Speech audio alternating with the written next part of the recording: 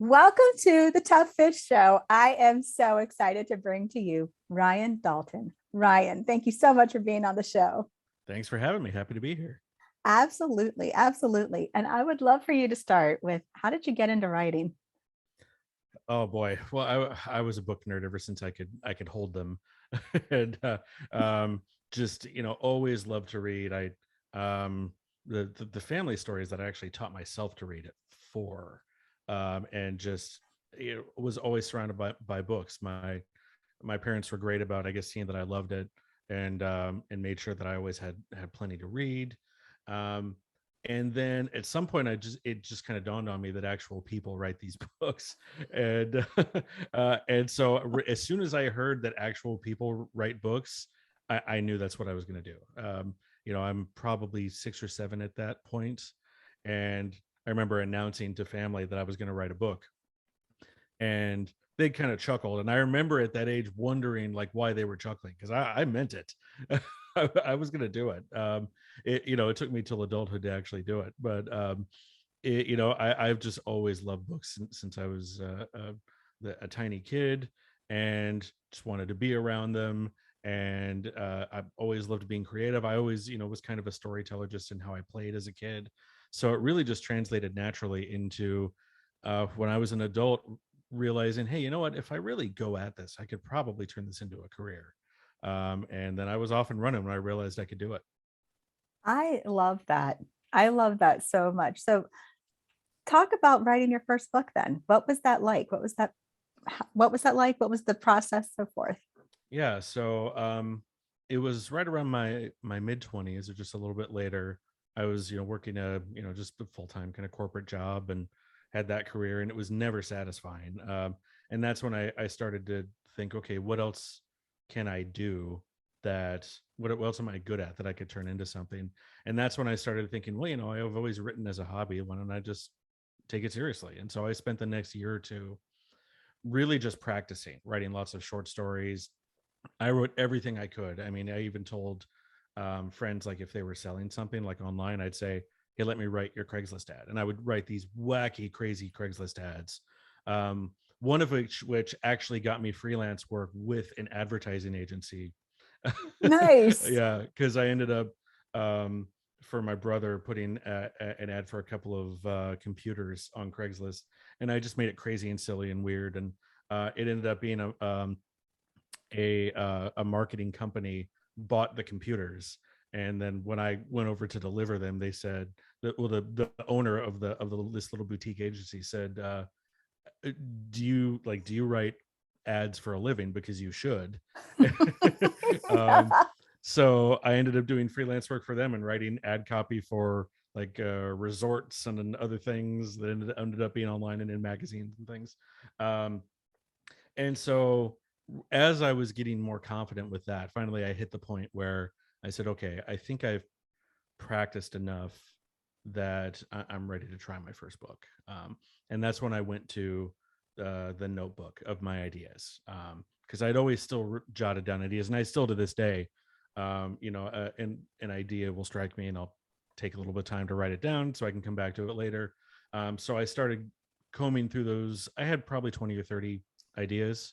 Um, and I thought, okay, I want one that's going to seem like what's my most unique, what to me is the most interesting idea, and something that could be a challenge. And I ended up going with this idea, of this scene in a book that I had gotten in my head, that I thought, I would love to explore that. And the scene was, a teen boy and girl, twins, or just walking down a street, and they come to a house with no doors, only windows. So there doesn't seem to be any way in or out.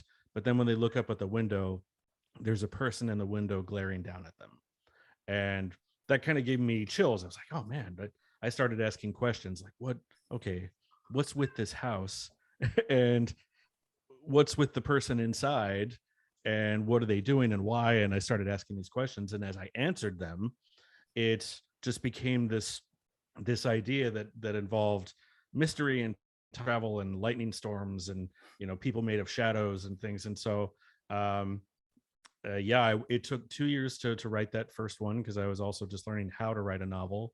Um, and it took another couple of years to polish and sell, and it ended up becoming this one behind me, The Year of Lightning, and then the two sequels that came afterwards. Uh, so yeah, that was my first foray into novel publishing. Okay, so you have said a few things I would love to touch on.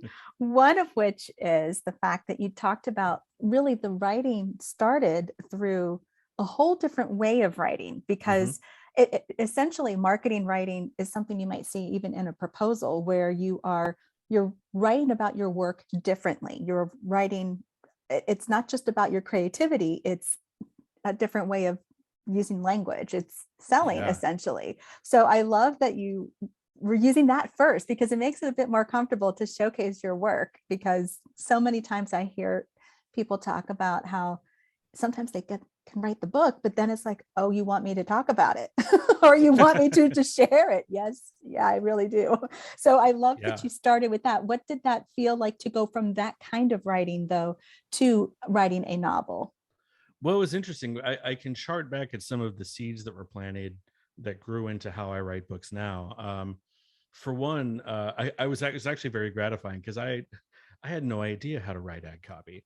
But when they would say, "Hey, we need this word count describing this in this manner, can you do that?" and I would say, "Yeah, sure," and then I would go Google all the terms they use because I knew I could write it. I just had to learn like their what they actually wanted. So I was learning their their terminology, so I could know, okay, this is the kind of ad they want. Um, and yeah, when you're doing that, it's like the success of it is that they buy it and they use it. And you see it somewhere. So I had taglines that I came up with that that they put on billboards. I had one piece of copy that they put in Phoenix magazine because I was in Phoenix at the time. um, and so right away the goal with the stuff that I was doing was to get it used. In fact, it's funny, years later I went to the website of a resort there in town, and the whole time I'm reading through the website, I thought, man, this why does this seem familiar? And I realized it's because I wrote all the copy that was on the website. Um, That's um, awesome. but it was very gratifying because I didn't know the advertising world, just made up my own process for how to create these ads and give them the vibe that they needed to have. And then in looking later on at like shows I had watched and other things about advertisers, I had unwittingly mimicked what the pro advertisers do. Um, so that was like, oh, hey, I guessed and I happened to get it right. But then I also would do stuff like, well, for instance, that one resort that I wrote for it was a very swanky 60s vibe because it was an old resort that they had revitalized. So I would sit at my computer and I would blast like James Bond music and things, anything that had that kind of swinging 60s feel to it. And that's how the feel that I would channel. And to this day, I still like the development of a soundtrack for a book or a story is very key to my early process. So it's one of those little things I found worked early on in not writing books that has translated well to writing books. I love that so much. As somebody who studied music, I really love that you leverage music to help create that ambiance that Oh yeah. shows up in your work. That's fantastic. And I also love that you have a gift that you realized early on, but found a different way to navigate into it and to use it, and that it was a natural extension, that you were being you and showing up with your style in your way, but yet it was doing the very thing that maybe could have been formulaic for someone else but not for you. It was just how you wrote, how you showed up. Yeah, and it was a fun way to kind of develop my style, for Yeah. both my style of writing and for how I approached the writing. And I liked doing those short form things like the ads and lots of short stories because it was a way to learn and experiment with different styles without committing to a full book. So I felt like, okay, if I just learn to write books by writing books, I've got to commit to at least like 80,000 words. And that's just one style and one voice that I can practice. Whereas, in the same span of time, I could write 20 short stories and a bunch of ads and experiment with a ton of different styles and have all of that kind of contribute to what I was building into what I felt like my writing voice was. So to me, I felt like it was a better use of my time to experiment with lots of little things before I decided to dive full in with the novel. I I really love that because what I'm hearing are a few different things. One is there was an active listening happening so that you were honing in on what your target reader or your target audience, your client was looking for to be able to give them the experience that they were interested in after they read your piece. But you're also showing the curiosity, the probing to see where can this take you? Where can this take you? And that's also part of writing a scene, or even if it's nonfiction, it's still part of, well, what else can I do to add more here? How else can I provide a transformation? So that curiosity is so important. So those skills are transferable regardless of what type of writing you were doing. I I love that. Oh yeah, absolutely. That has continued to hold through any type of writing that I've done, and I do think curiosity is a big part of maintaining the enthusiasm for it, because you get this opportunity and it's like, oh, what's it going to be like to write that, and how am I going to figure out, that feel and that vibe. And um yeah, it's um yeah, that's it. Sorry, I just lost everything else in my No, head. that's okay. That's okay. But I would love for you to talk a little bit more about. So it was a 2 year process, you said, to write the first book, and then 2 years, 2 more years to polish it. Would you talk a little bit more about Mhm. what that was like? Like, what were some lessons you might have learned, or some tips you might have for someone who else is going through that? Yeah, so the next 2 years it was polishing, and at the end of that next 2 years is when I sold the book. Um, I learned a lesson at once I started querying. I learned the lesson that I think every novel writer has to learn at some point. I queried too early. So a lot of the book was ready, but there were chunks of the book that were very much not ready. Um, and that goes to my, at the time, my inexperience and how much I had to learn. My opening scene was something that if I had read that opening scene for someone I was beta reading for now, I would tell them absolutely that's not your opening scene. You can't start that way. Um, and I do feel like that resulted in, I definitely got some rejections because of that. But so I was trying to figure out, okay, what am I doing wrong? Um, and then I got some help. There was another writer out there, who's actually the founder of Pitch Wars, and I ended up just kind of talking to her online and telling her I'm doing something wrong here with this, and I'm trying to figure it out. And she was very gracious, and her name is Brenda Drake, and she said, "Send it to me." So I sent her the manuscript, and she read it and immediately pinpointed. She actually pointed and said, "Okay, this chapter here that you have is like chapter 4. That's your first chapter." And she was absolutely right. So that was one of the craft things I had to learn, and one of the many polishing rounds that I did to the book, and that especially I think is the change that sold the book, because it was a much better opening. So yeah, it was a real. Those 2 years were a real learning experience, both in what it takes after a book is done to actually get it ready for publication, because it's so easy. Even down the road for me now, about to publish my fourth book, it's still my inclination to say, okay, I finished this book, when can it come out? but but you just learn, okay, slow down. I now take at least 2 weeks between drafts, and I don't look at it at all, so I can come back at it with a fresh mind. It's multiple polishing drafts, um, and it's giving the story to beta readers you trust, and doing it with zero ego, and just basically saying, I was fortunate, that part I was always good at. I never, nothing was ever precious to me in that sense, where I always wanted to know what could be better. Well, like for instance, in this trilogy, the timeshare trilogy I wrote, there's a fairly intricate, quote unquote, magic system in it because of the time travel. And so I would give it to people and say, okay, I want you to try to break my time travel system, find the holes, find what doesn't work, so I can plug them. And that was very valuable, because you want to learn how to write a tight story, write time travel, and it'll force you to plug any leaks in the story. Um, but then it also was, those 2 years were a huge education about the publishing industry. That's where I learned lessons about, you know, how to query and what it's like with agents and editors and just the whole book and publishing world, lessons that I still keep with me now. So that's also something I would say anyone who's an aspiring author who's maybe just starting out, you cannot shortcut learning the industry either. You need to learn the industry, because that's how you're going to learn to navigate it. And that's also how you're going to be able to manage your expectations, to know that, okay, if I send out this query, it may be a year and I may take 100 rejections before it goes anywhere. So yeah, those 2 years were huge in helping me learn how to get a book publication ready, and how to sell it. So would you share, for instance, are there some tips that you would recommend that go into a query that make it more attractive, if you will, or something to say, don't do that at all? Well, the first one is one you wouldn't think you'd have to say, but in talking to agents, it still needs to be said. Follow the guidelines to the letter for submitting, and Yep. that's every agency, and then usually every agent within that agency is going to have particular things that they want.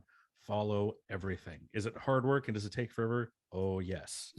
But this industry will test you in 1,000 different ways, and that's one of them. It's, are you willing for 100+ agents to do something different every time in order to get the book in front of them? And still a lot of them say that like a very large percentage of queries that get tossed or rejected are just because the person didn't read their guidelines. So doing that is already going to put you ahead of a huge chunk of the pack of the people that are querying. As far as like the actual content of the query, it tends to shift. I think since I got my agent, some agents are wanting even different things now. But I would say, as far as how you're going to talk about your book, I see a lot of people doing it, because I've beta read a lot of query letters for people. Is that they're giving too much information in the wrong way, and treating it like a mini synopsis when they should be treating it like a sizzle reel. It should be meant to entice rather than inform. And you want to inform to a certain extent, but only in the service of enticing. So, Nice. Yes. yeah. Good point. Yeah. So you're not looking, that's the synopsis is for giving the story, the whole story. That those couple little paragraphs right in the top of the query are for getting them to say, ooh, I have to read more. So think very hard on what you offer and whether it absolutely has to be there, in those couple of paragraphs. Like, just one thing, for instance, very common mistake I see is they'll try to cram the names of every major character into that first paragraph. Like, this is John, he's friends with Jane, and Jane does this, and his father Bill, and this one name. You get one name in that first paragraph, maybe two if you're really good at it, but any more than that, and it just becomes noise. It just becomes static. So just remember, it's to entice, not inform. I love that. I love that. And I love that you also were very specific when you asked your betas for feedback. I Mhm. want you to give me feedback. I want you to do this and feedback on this. Because if you just say, hey, can you give me feedback on the book? Oh, that's fantastic. That's not specific enough. And when you're working with the beta, especially because they're giving their time, they may not be getting compensated, except for the sheer fact of getting to read the book ahead of time and being potentially acknowledged in the acknowledgments. Mhm. That's, the more specific you can be of, this is what I'm looking for. Can you help here? If you're not paying a developmental editor or a story edit or what have you, manuscript assessment, be specific to get that kind of help. I love that you said that. Oh yeah, and for lots of different things, and that's where it pays to make friends who write in different genres. Because I would give those books to someone who's like me, kind of a science nerd, and say, okay, look at the technical aspects, find any holes. But then some of my best beta readers wrote like YA romance, and I would give it to them and say, hey, let me know. Let's talk about like the interpersonal connections. Let me know if this female character that I wrote, if she feels like a real person. I don't want anyone to be a caricature, because the main characters in my first trilogy, it was a twin boy and girl, so I wanted their interplay to be really good. So yeah, being able to have to find beta readers that can offer you different things also can help make a much stronger story. Absolutely. I would love to switch gears with you. Sure. And because you have also written a children's book. So switching genres and specifically going from a novel even to children's book, what was that like for that transition? And would you talk about your book?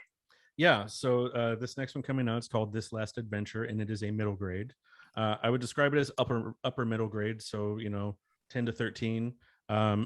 Excuse me. And yeah, it was it was very much a genre switch for me. So it's middle grade contemporary with just the tiniest dash of fantasy.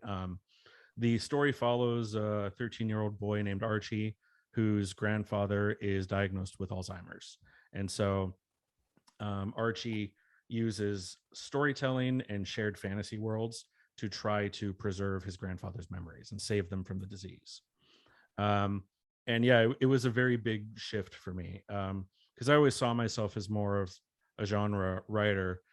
Now, an unusual genre writer because even in my genre books, I was very heavy on character interactions and dialogue and those kind of dynamics and and I loved writing that, but I also loved writing really dramatic things and villains and kind of world-ending stakes and fight scenes but I think I'm best at the other stuff, um, the quieter moments and the scenes just between characters. And in fact, looking back, it's kind of funny.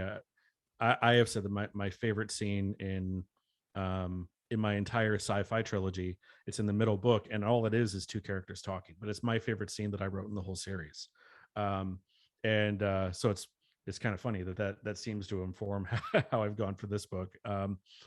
So yeah, it was a real mental shift because when I sat down to actually develop the story, when I finally decided to do it, because I fought it for a while, I thought, okay, how am I going to translate my style to this? Because there's no villain. And I didn't want there to be a human villain because the disease was enough of a bad guy. Yeah. So there's no villain except the disease. So there's no one to have like those kind of dramatic confrontations with. There's nobody to punch. There's no mystery to solve. Um, so how am I going to write something like this so small? And then I kind of came to the decision for myself where I said, okay, I'm going to write this as if it's one of my larger than life genre books. Only I'm going to treat those huge dramatic moments. I'm instead of it being like a fight or some huge twist or discovering something crazy, it's going to be personal development. It's going to be human interactions, and it's going to be emotional breakthroughs and things. But I'm going to treat them with the same stakes and drama as I would something where they're saving the world. And that ended up being how I went at it. And I really enjoyed how it came out. And then because there are these little shared fantasy scenes, I was able to write a couple scenes of some action and some humor and get some fun in there too. But yeah, it was a real mental shift when I finally decided to do this. So going back to the idea of working with betas, then how did you work with your betas for this book? It was very similar, actually. It's just that there was a lot more interpersonal stuff. So there were fewer nuts and bolts. But the one thing I did want to make sure of in that kind of nuts and bolts story way is to make sure that these kind of shared fantasy sequences that they had, that they felt like they belonged in the story, even though they were something different. So I wanted to make sure that the transition into those scenes and out of them worked. And then I wanted to make sure that they were immersive, that it wouldn't just, I didn't want it to feel like, okay, you're reading just about somebody talking about a fantasy world they created. I wanted it to feel like everybody, the characters and the reader, are living in the fantasy while they're in it. So that was a huge part of that. And I got some great feedback actually from my friend April and Pike, who wrote the Wing series, if you're familiar with it, who was one of our early beta readers for this book. And she had invaluable feedback about the very first fantasy sequence, about how to handle it so that it positively affected like the reader's immersion in every other fantasy sequence. So she had a lot of wisdom to share that I really valued. And then, I had a few family members read it because I was borrowing and taking some creative liberty with, but I was borrowing some things that actually happened in our family in dealing with my grandfather while he was dealing with the disease. And for one, I wanted to make sure they were okay with it. And then I also wanted to make sure that anyone who is reading this story who has gone through something like this could in some way understand or see themselves in it. So even if it wasn't their like the exact thing they experienced, because every case is different and every family is different, I wanted everybody to be able to read it and feel a familiarity there, and like the book could relate to them. So I took a lot of care with that as well. I love that because to me, when you're reading fiction, you can build a lot of empathy and you Hmm. can build connection and an escape. But in this case, I feel what was built was really more of the perspective of saying you're not alone. Hmm. Somebody else understands. And I get what you've gone through because there's elements of mourning, there's elements of seeing good good spots that you appreciate and you revel in because they in that moment it was good, but then there's moments when it feels like, oh, okay, how do we navigate? And I just think that that's beautiful that you created a space for people to see and not feel alone, and put a smile on their face to say this is a really sweet way to go about it. And that was part of my goal also, was not to write something that was just depressing. Yeah. That's never going to be part of like what I want to write. And so that's one of the reasons I resisted for so long, because I thought, how is a story like that going to be anything but just a slog through depression and loss? um and when I came up with the idea about the shared fantasies, and it dawned on me that no, this isn't a story about just somebody and their family suffering through Alzheimer's. It's about a character choosing to cling to hope while he's going through all of this. Yeah. And that was where I was like, okay, that's the kind of thing that I could write, because I never want to write something that's just depressing and then it ends. There had to be something more there. And that was part of when I had people test read it. One of the things I asked was, look, um, of course there's going to be sad and tragic moments in this book, but I don't want it to feel like a sad tragedy of a book. So let me know, how it feels when you're done with it. And so that was very valuable feedback as well. That is cool. So I got another question for you about middle grade itself. How did you specifically leap into middle grade writing to make sure you were writing at just the right level Mhm. for your young reader? Well, the reason, first of all, that I went with middle grade for this, and I have since just really fallen in love with writing middle grade. Um, when I decided what the tone of the story was going to be, that I needed it to be more hopeful. I thought there's no way I could write this as a YA and have anyone pay attention to it. Um, if it was a YA, it was going to have to be more dark. It was going to have to be a lot angstier, which I wasn't into. And I thought, okay, in order to have the tone that I want, and in order to have a main character who is willing to do something so crazy as say, I'm going to create these shared role playing fantasies to save my grandfather from Alzheimer's, there's no way it could be a high school kid that was doing that. So I needed to go with the kid who had a better capacity to imagine and to hang up all disbelief, and to just throw caution to the wind and do something hopeful and wild. And so I thought, okay, it has to be a middle school kid who'd be willing to do this. And that's why I went at it. And middle grade is interesting because it's a wide range, because you have the upper middle grade, which is what I tend to write, and then you have the little kid middle grade, which is not my thing, but is also, I mean, it's just as much of a craft. It's just not where my voice goes.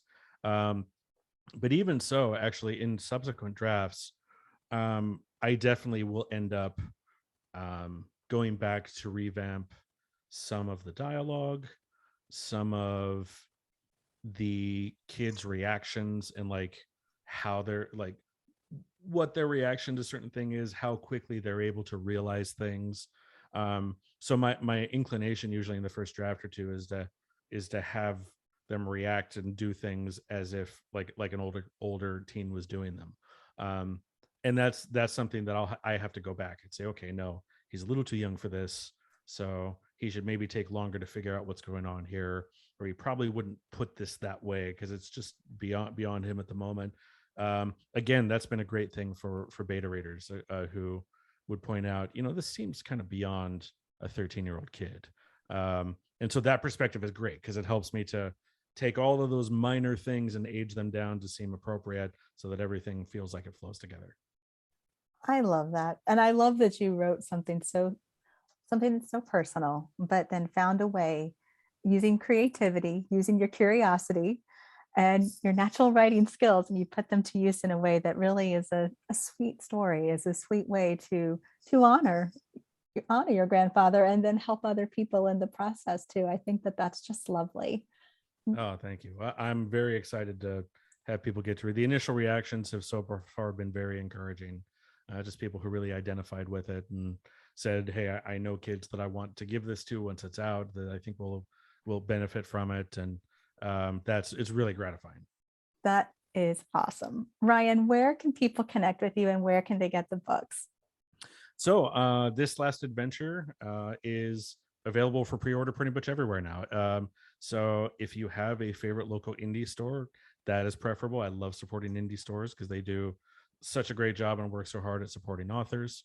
If that's not an option, I know some places don't have those. If you've got a Barnes and Noble, you can pre-order there. You can pre-order Amazon. Bookshop.org is great because you can order from there, and indie shops will get credit for the sale. Um, and if money's tight and you can't pre-order, if you go to your local library and request it, and then libraries are much more inclined to carry a book if they have patrons request that they carry it. So and it is out February 1st. And where can people connect with you? I am Ryan Dalton on Twitter, just Ryan Dalton on Instagram, or Ryan Dalton Writes at gmail.com. Great. Thank you so much, Ryan. Thank you so much for being on the show. I had a great time. Thanks for having me.